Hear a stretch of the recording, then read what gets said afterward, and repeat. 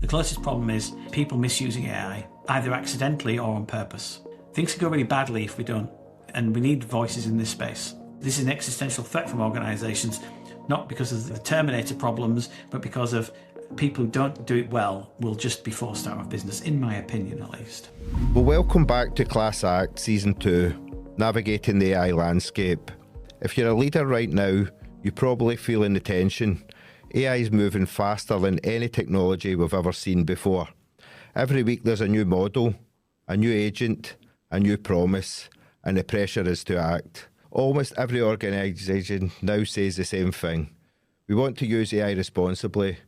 We care about ethics. We want to do it the right way. But when you scratch beneath the surface, many leaders struggle to answer a simple question. What does responsible AI actually mean when real commercial decisions are on the line? That's what today's episode is all about.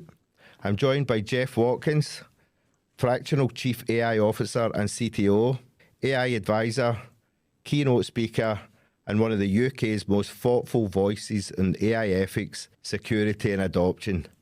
Jeff has spent more than 25 years building and leading technology at scale across financial services, healthcare, government and the private sector. By the end of this episode, you'll understand why AI principles matter more than ever, how to move from ethical intent to real-world execution, and how leaders can set guiding principles that enable innovation rather than slow it down. If you're watching on YouTube, make sure to subscribe. Jeff, really proud to have you here. Welcome to a Class Act. Thank you very much. I should hire you as my PR man with such a wonderful introduction. Oh, not at all. It's been good, obviously we've just started talking and now and again and having a few conversations over LinkedIn and stuff, so it's been good to get to know you, so I'm really excited about this one. Oh, me too. So Jeff, for listeners who may not know your background, could you give us a quick snapshot of your journey and explain how you came to focus so heavily on AI ethics, governance and responsible adoption? Sure. I'm a lifetime technologist. I started coding when I was 6 years old on something called the Commodore VIC-20, and I don't know how many of your listenership will be old enough to remember such a machine. It had 4 kilobytes of RAM. It's pretty primitive, and I got the bug. I'm one of those very few people in life who are fortunate enough to, from the very beginning, know what they wanted to do with their lives and actually get to do it.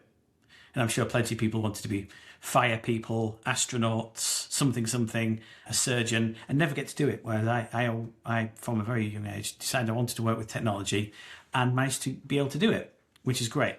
So I entered into I went through the traditional route of going to university back when it was still affordable to do so, doing computer science, and then I moved into tech consultancy for a company called BGSS in 1999. And BGSS was only 23 people then and grew to be several thousand people and recently sold to CGI. I moved between different consultancies, becoming chief for technology and then chief product and technology officer and then chief technology officer, different places. But the biggest thing I think is and the answer to the second part of the question is why I've come to focus so heavily on things like ethics and governance and responsible adoption is I've been through the dot-com bubble bursting and the boom. I've seen the shift into the cloud. But along the way, so I'm a technologist, so I cared about the technology, and that's really all I cared about for the first decade plus of my career. And then I realised how much of an effect technology has on people's lives as the more it gets adopted.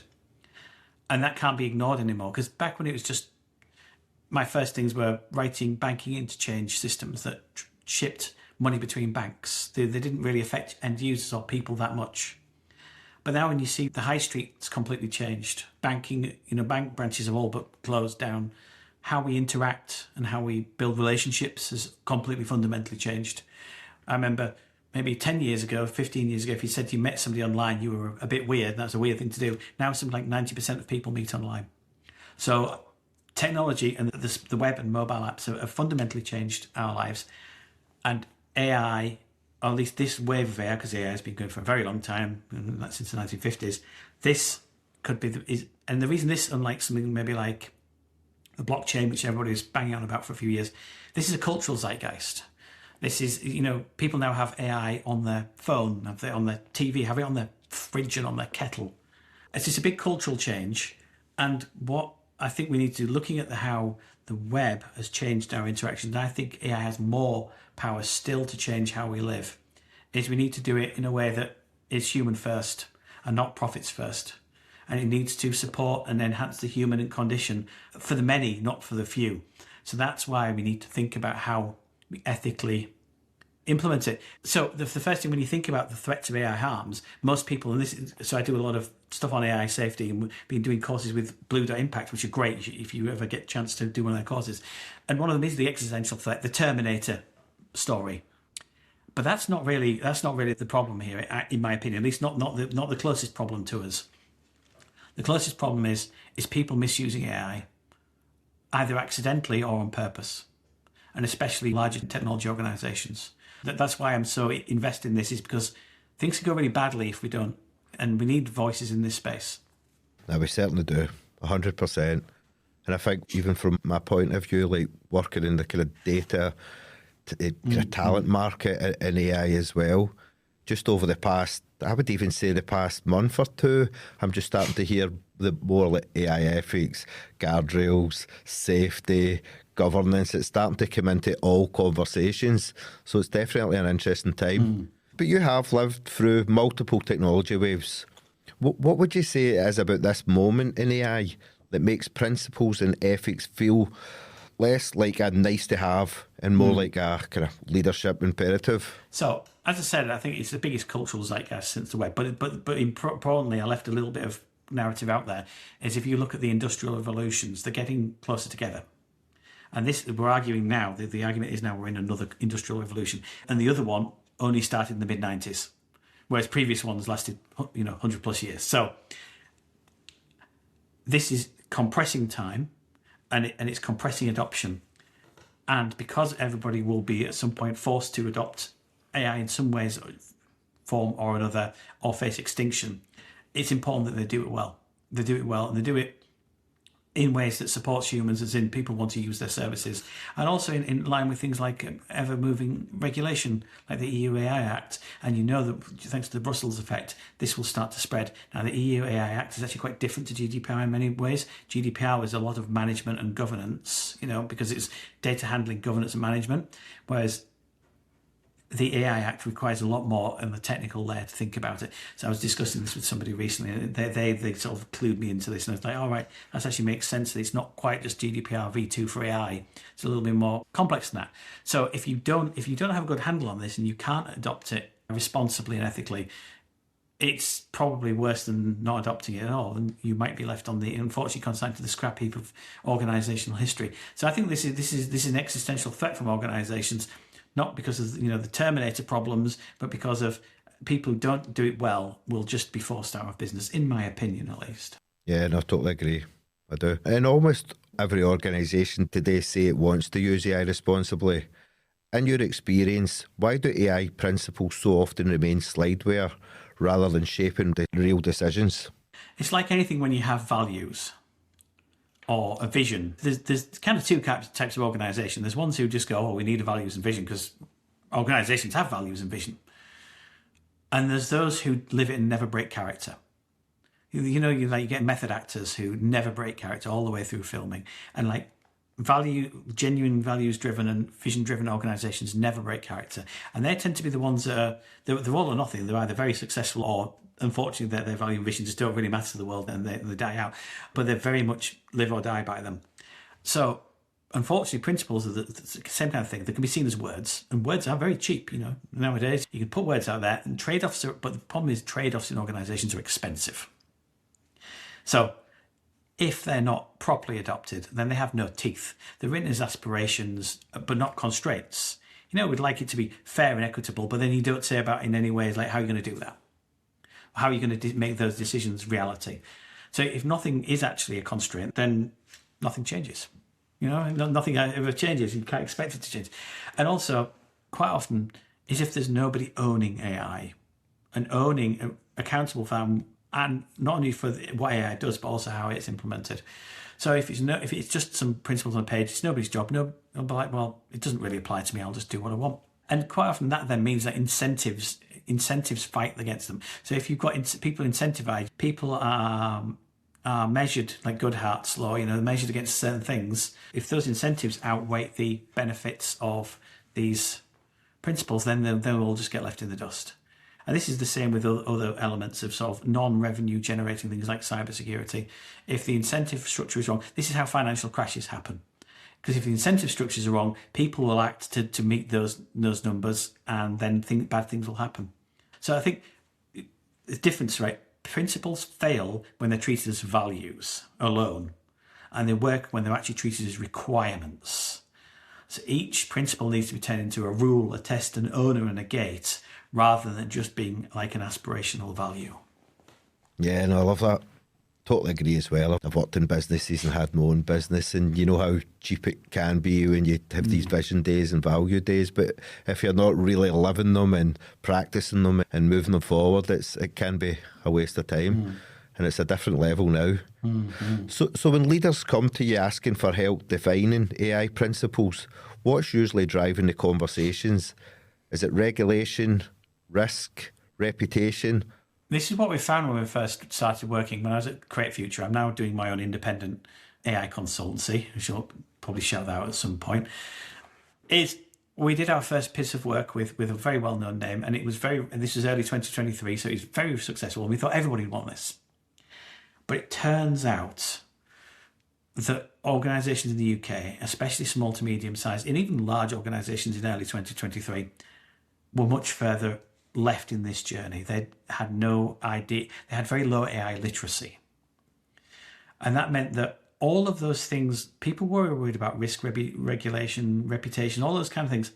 But there's a big fear of missing out. But a lot of it is fear driven because they don't understand, and they wanted to feel like they wanted legitimacy.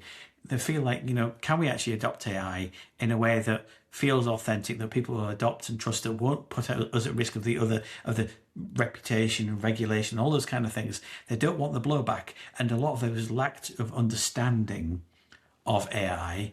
So very low levels of literacy that you need those to feed into, I think, to start having real serious conversations about AI principles and AI policies and adoption. So there's a lot of moving parts there, and the main thing is just because they don't understand that it's like saying, let's engage in this particular board game or something like that, but you've never seen that board game, you don't know the rules, so you could just go, sure, but I don't know what I'm doing. But once you know the rules and the engagement, you may not be the best strategist in it, you may not be the ultimate expert in it, but at least you know the rules, at least you know the game, you know the board. And that's really important, because organisations aren't just about ethics theatre.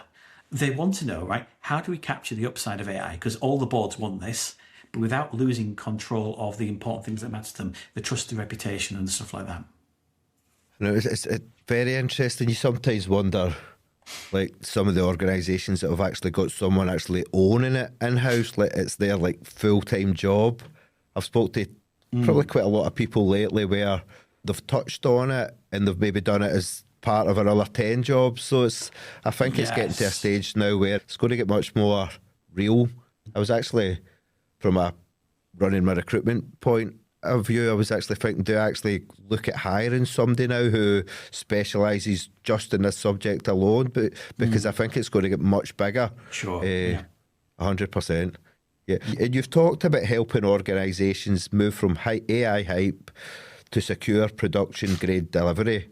How do strong guiding principles actually enable better outcomes rather than slowing teams down? So one of the things I think that slows teams down. So nowadays, coding, and thanks to actually partly to AI tooling as well, but also things like to do cloud native platforms and SaaS platforms and low-code platforms, building software is actually not that hard. The code itself. The hard bit is building the right thing and building it right. So good AI principles, what they do is remove uncertainty, because uncertainty breeds doubt, and it means it breeds wrong decisioning, it means regret work. So having a nailed down ethics and principles that lead into policy and into basically they end up being decision accelerators. They remove that ambiguity.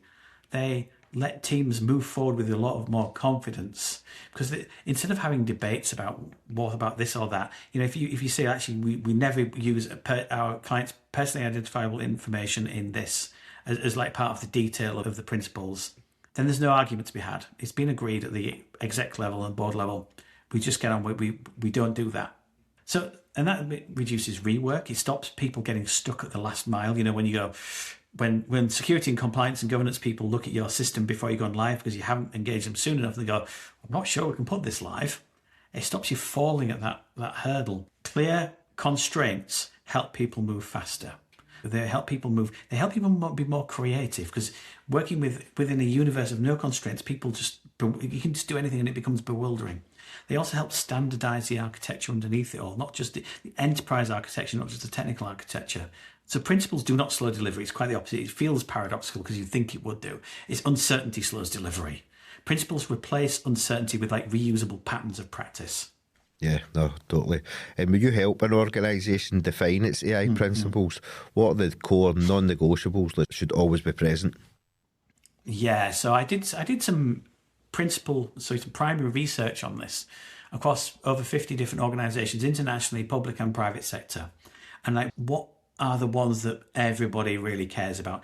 And there were 5, and this is in order. It was transparency, accountability, fairness, privacy, and security. So I'll go over those in order. And I think, this feels like, maybe security should be higher, but I think actually when it comes to transparency, it's the primary key, because people need to know when AI is being used and for what purposes, what it's being used for, and what its limits are, but also how secure, all the other pieces around it. So that transparency, it's like when you're adopting Agile, transparency is such a primary key to it. It's really, really important. And that was by far the most important principle. There's accountability, because there must be a clear AI, owner for every AI system and decision pathway. And that's also really important to people, because that leads into then what happens when there's fairness and things like, that include like harm reduction. How do we make sure we're not disadvantaging people? How do we actually then, if you've got fairness in place, how do you actually put redress in place if there is something goes wrong? And then things like privacy and security, a bit more self-explanatory, although privacy has 2 different meanings, and I was discussing this with somebody about a year or so ago. In cybersecurity, it means like keeping people's stuff kind of like the CIA triad, confidential. But also privacy, in many other terms, is like the right to your own personal privacy, and that means that maybe things like the right to your data portability, which is actually quite hard with AI. If your data's gone into a model, you can't just expunge the data out of a database very easily. Picking learned things out of a model is actually quite difficult. So I think there were a few of those I think that was really important as well. Things like safety and reliability, making it fit for purpose, really important. And contestability, appeal, override, and recourse. And these are the ones I think that you should start with, and you can combine some of these together. I'd usually say to organisations, don't try and have a list of 20 principles, because if there's, it's like when they say when everything is important, nothing is. Try and keep it to 5, but maybe put some of those together. Like maybe put privacy and security, or security and privacy together. Maybe put fairness and contestability together. Put a couple together, so you've got like this little list of things that you can get it. You need to do a little bit of, I think, wordsmithing here to make it feel like everybody can pick it up and go, right, I understand what we're moving towards here. And these principles are our top ones. They're not necessarily all of our rules and guardrails, but they're the ones where we're considering things that we should absolutely not in any way compromise on. Yeah, absolutely. No, thanks for that. And how do leaders balance speed v safety, innovation v control, commercial pressure versus ethical responsibility without ending up with the principles that are either meaningless or paralysing? So I think then you need to think about how you actually turn everything into a risk-based operating model. So it's not just a set of inspirational words. So you can use bounded speed. So it's not move fast versus being safe. It defines where we can move quickly. So imagine in the EU AI Act kind of outlines something similar to this. Basically, think of it almost like a traffic light model. There are low-risk internal use cases, or even some low-risk external use cases that are, like a recommendation system. But internally, maybe it's internal drafting things, summarization of non-sensitive content, lightweight controls, and things like that. They're green cases, and you can just move fast with those. You've got very simple controls in place. There's amber stuff where there's more, something that's a little bit more customer facing, like customer facing chatbots, where it's maybe the use case is a little bit more, has more risk involved. Decision support systems. So then you need a little bit, then you need to think about, you can't just go fast and break things with decision support, because if you're turning people down for, I don't know, loans or other financial things, that can be really damaging. So you don't want to move fast and break things with that. Then you've got the red stuff. And that could be stuff that, and the EU AI Act has kind of got one of these layers is like, you must never. But there'll be some stuff where you might do it in the red zone, but you'd probably want to strongly consider not doing it, or at least putting loads of control around it.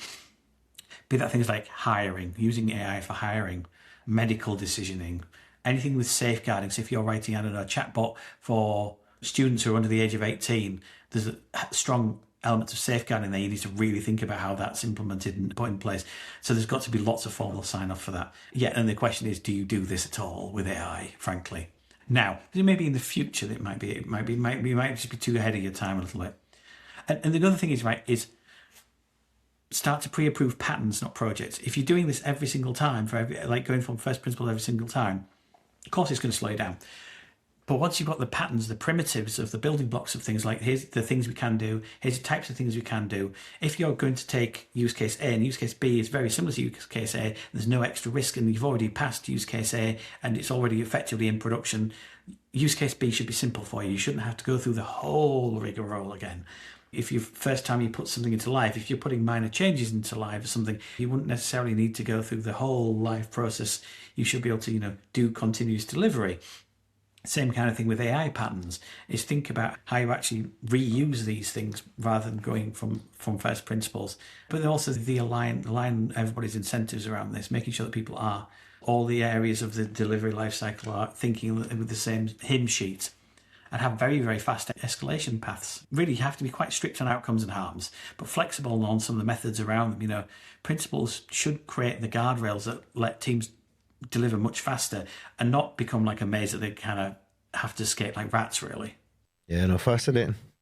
This will be really good for a lot of the people listening to the show, definitely. Is there any AI principles you don't trust when you see them written down because they sound good but are vague, performative, or impossible to operationalise? The devil's in the detail. So there's a few principle-shaped sentences that read really nice and do almost nothing. We will use AI ethically. Whose ethics is that? Measured by how? First of all, ethics is never a checklist.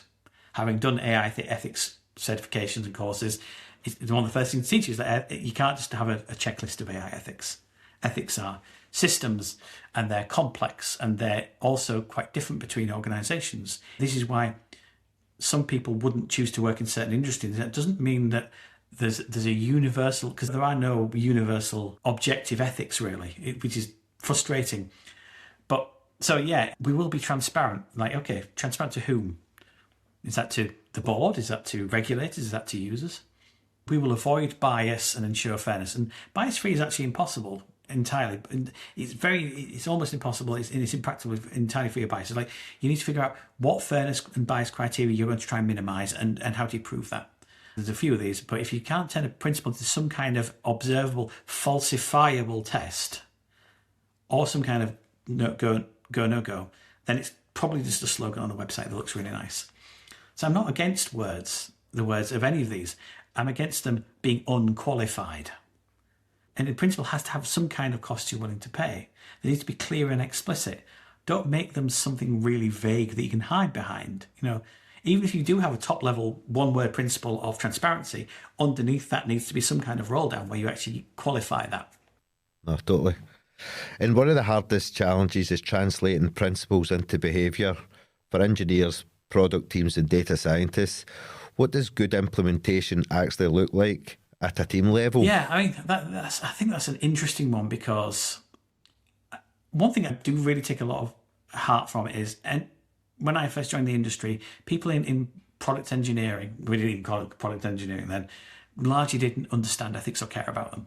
Because for the most part, they weren't touching users that much. I'd say most people nowadays, or a good chunk of people nowadays, are much more ethically tuned in than they were. So at the team level, how do you get this? First of all, make sure everybody understands the risk tiers. this traffic light kind of system.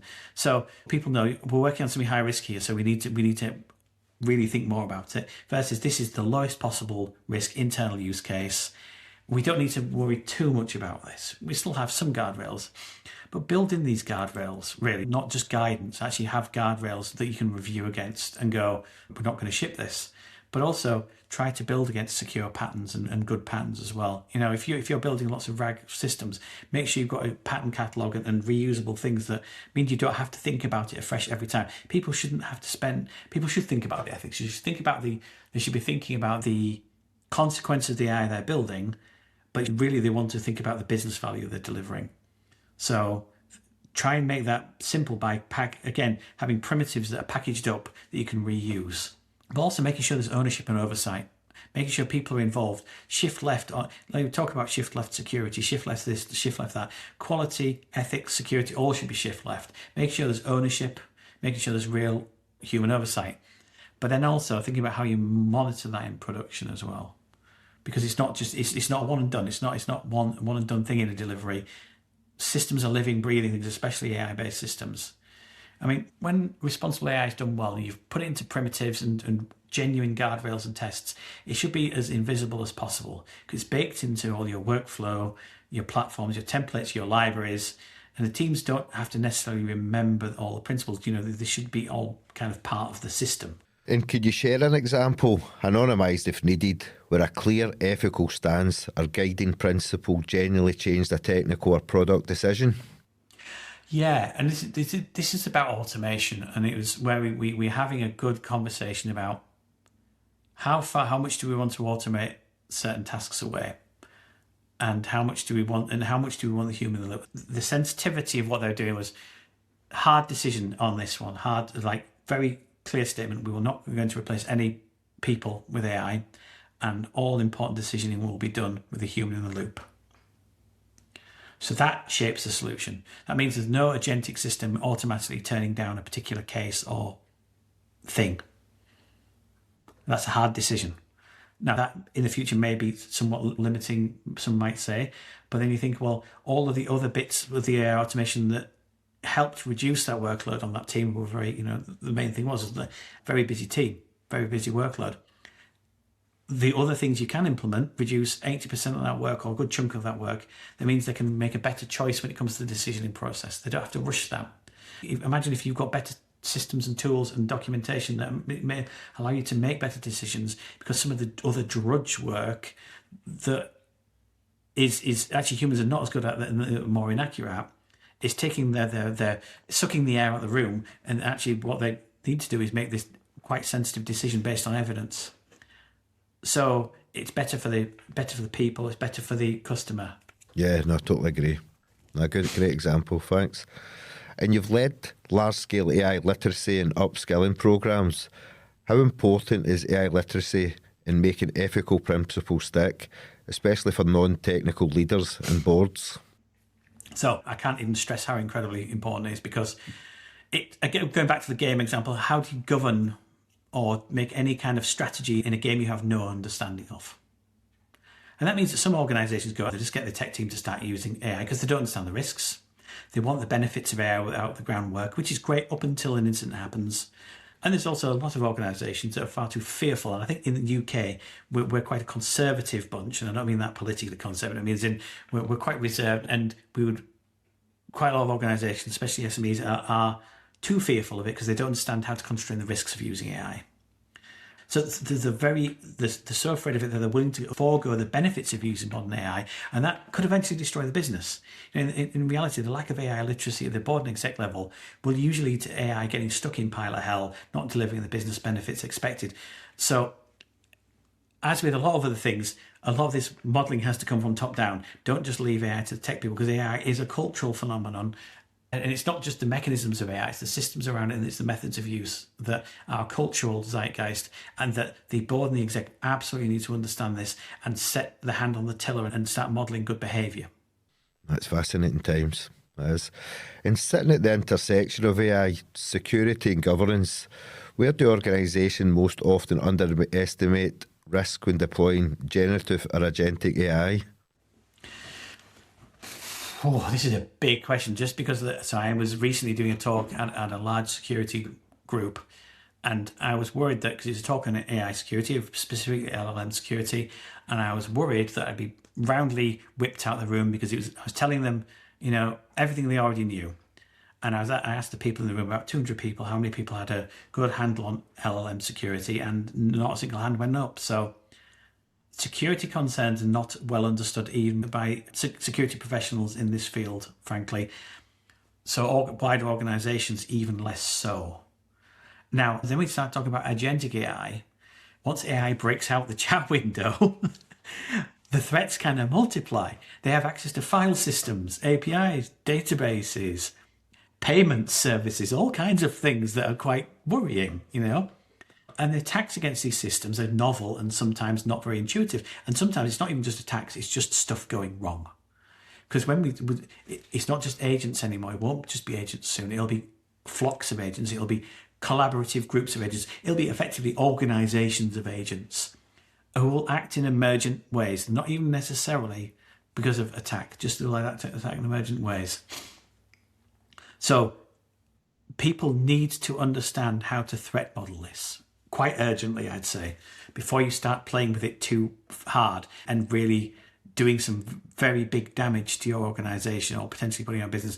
This is one thing I do with people, is help them understand how to threat model, or actually run the threat modeling with them, how to understand how to threat model these kinds of systems, because it's a very so there's traditional security still exists and still matters in these cases, but there's a whole new world of security concerns that you need to think about how to model them. I know you get worried even listening to you talking like that, and I'm not even kind of running a large scale enterprise. We could spend hours just on this topic. There's a lot to it. But it would make it far too long an episode. Oh, maybe another one. I'm looking forward to sharing this. It's just when you're talking, you realise how important it is. Because accountability is a huge issue. When an AI system causes harm or unintended consequences, who actually owns that decision in practice? Oh, this is a philosophical question as much as it is a technical question. Yeah. Under our current laws and understanding of what AI is and isn't, it can't be the AI. Let's be really clear. There's a really good book called Robot Rules by Jacob Turner, and it talks about there's not a set of laws for horses. So when a horse tramples somebody, the horse isn't legally responsible as a legally responsible entity. They are an entity in after the fact, just in the same way that a house is an entity, but they're not legally responsible for their actions. So the risk is not having an accountability structure inside your organization. Because the organisation will be then found responsible, and that will find its way up to the CEO or something like that. And so it will come as a surprise when something bad happens and the fingers start pointing. The best thing is to have accountable owners for AI. So you can't just make the developers themselves of the systems accountable, because a lot of these risks in AI, well, some of those might be security risks, some of them might be just the organisation has taken an unacceptable risk in how they're leveraging AI. And you can't hold the developers necessarily responsible for that, because they don't necessarily have the background in that particular field to understand what they've done. Sometimes it could be the third parties. Imagine if you're using OpenAI's APIs and those APIs do something really bad because of OpenAI's oversight in what they're doing. That could be the third party.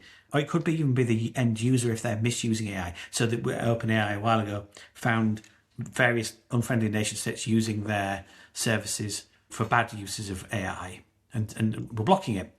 But as the implementer, mostly it's going to be you, the accountability, frankly. So you should have named people, and you should be doing due diligence on suppliers to make sure you're not using dodgy ones, and where's the data going? What's the data being used for?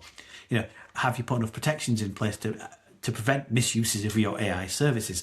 So really, it's who owns that decision is you get to choose. And it has to be somebody, and it probably be more than one person, and those people should be speaking to legal and to user groups and to the security groups, etc. If the system can actually affect people, it needs a named person who can press the stop button. And if you do not have that facility, you have a potential big problem waiting for you. But the thing is, it shouldn't be hard to get there. That's one of the one of the easier things to solve, to be honest with you. Look, with regulation evolving rapidly, how should leaders think about designing AI principles that are future-proof, not just compliant today? Yeah, I think people should be thinking about this now, and as I say, start with something that's reasonably robust. Now, principles are not outcomes and they're not laws, but I'd start with things like looking at the EU AI Act to get a good understanding of it, and also take inspiration from organisations who are known to be using AI ethically. But principles are outcomes you want, and they're not references, because laws do change. So the EU AI Act will change, outcomes don't. So people being able to contest out decisions survives any micro changes in legislation. And you should anchor all of these to risk and not technologies. If anything, in all of this conversation, technology is the last thing you're talking about. Imagine it's an alien technology, and it doesn't matter if it's on AWS or on Microsoft. It's all about management of risk. And design these things for auditability by default. Make sure you can actually test these things, so you can test them, and you can get the results of those tests. And if you ask the question, where are our principles at? Do you feel like they're working for us? Can you prove that we're sticking to them? If you can't answer any of these questions, then you've got a big problem. And think about making them as evergreen. Try and make them as evergreen as possible. Don't make them too specific on individual things or likely to change. It's like with core values. If you have core values, you shouldn't be changing your core values every week. That doesn't mean that you don't have robust core values that are evergreen. Because like compliance any given time is a snapshot of time. Because and the world moves. Future-proofing these is a kind of a capability. So you think about the ability to evidence your intent, test for harm, adapt safely, as the rules and the technology both change underneath you. Yeah, I can imagine over the years you have sat in many boardrooms as well. Jeff, when you're in a boardroom, what signals tell you that a leadership team genuinely understand AI ethics versus simply repeating the right language? I think there's a few things. First of all, that they know about the named accountability that exists. That they understand the accountability challenges. They're asking for direct evidence. They understand enough about it to ask for direct evidence of things. They can name what the yeses and the nos are when it comes to goes and no goes. They can say, no, we don't. We definitely don't do that. If they can emphatically answer those things, they probably have a reasonable grasp of them. And they're talking concrete scenarios and not abstractions.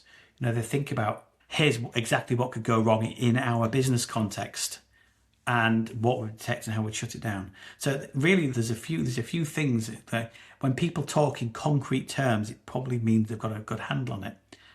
There's performative stuff. You say, oh, we're fully committed to something. It's funny. It's like when people say, to be honest, and then they lie to your face.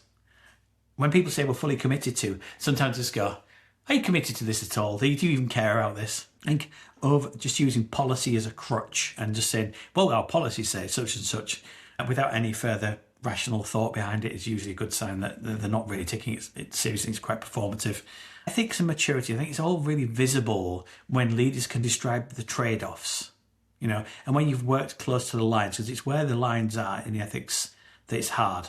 If you're close to a line, that's where it gets really interesting, and where you choose fairness over speed or revenue, things like that, and how you actually prove that worked. And if a board only asks one or two questions about AI principles, what would you say those questions should be? I think I only asked two. I think there's a couple that make the entire system of their thinking reveal itself. It's like, first of all, it's where are our red lines? And who has the authority to stop in the case of us hitting a red line? If they can't answer specifically on that, it's just a bit performative. And then the second one is, people always quote W.E. Deming saying, in God we trust, all others must bring evidence or data. And Deming never said that, which is amusing because it's based on evidence and data. But same in this, in God we trust, all others, when it comes to ethics, must bring evidence. How do we evidence compliance with our principles in real operations? If they can't answer that, then it's theatre.